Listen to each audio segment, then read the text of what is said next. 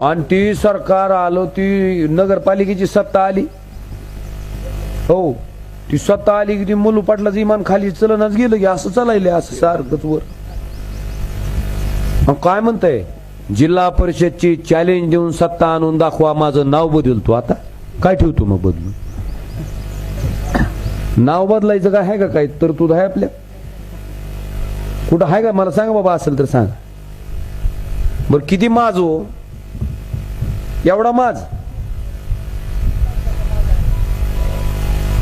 त्या गणपतीच्या ह्याच्यात कसं नाचत होते बघितलं का?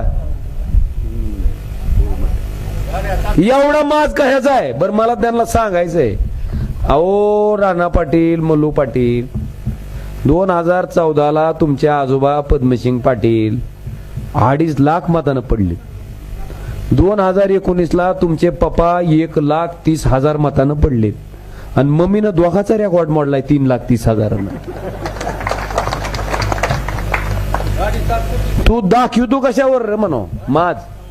बघा, एखाद्यानं खासदारकीला पडायचं आणि गावात ग्रामपंचायतचा सदस्य निवडून आला म्हणून आरड खिंडायचं.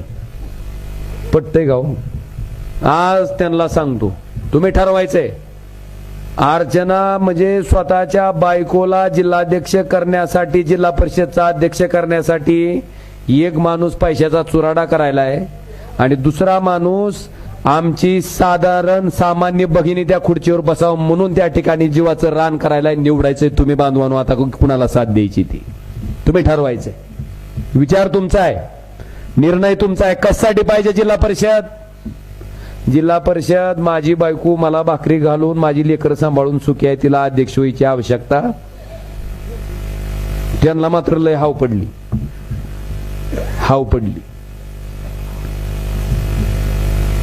आणि जेवढी अक्कल आहे तेवढी त्याच एका घराला आहे. गाऊ तुम्ही ठरवा ना. मला जिल्हा परिषद का पाहिजे? आपल्या जिल्ह्यातल्या 500 जिल्हा परिषदच्या शाळेला वर्ग खोल्याची आवश्यकता आहे. किती? 500.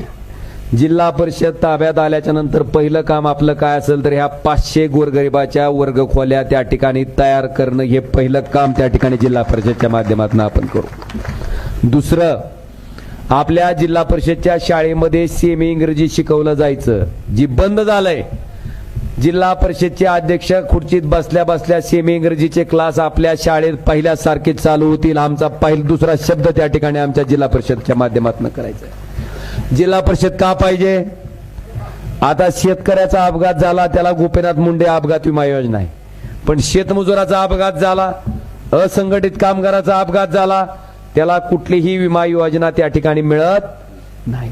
बांधवानो, भाई उद्धवराव दादांच्या नावानं आपण अपघात विमा योजना आणणार आहेत. कुणासाठी? शेतमजूर आणि असंघटित कामगारासाठी, ज्याच्या माध्यमातून त्याला सुद्धा त्या ठिकाणी अपघात झाल्यावर विम्याचा लाभ झाला पाहिजे.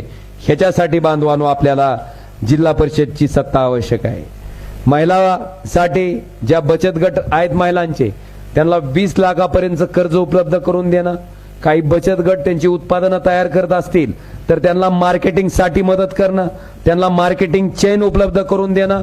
ह्याच्यासाठी बांधवांनो जिल्हा परिषदेची सत्ता आपल्याला त्या ठिकाणी आवश्यक आहे.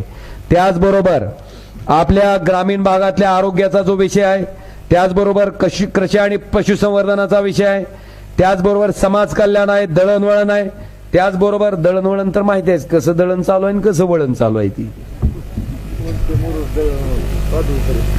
कोंडून मुरुड येणाऱ्यावर रस्त्याने येणाऱ्या माणसाला जर कमळाबाईला मध टाकलं तर देव तुम्हाला अशाच खड्ड्यात ठेवील. बघा सांगतो तुम्हाला, खरं सांगतो तुम्हाला, इतकं निलटावणी वागू नका. काय त्रास असतंय गरदाडाच्या रस्त्याने जाताना आम्हाला माहिती.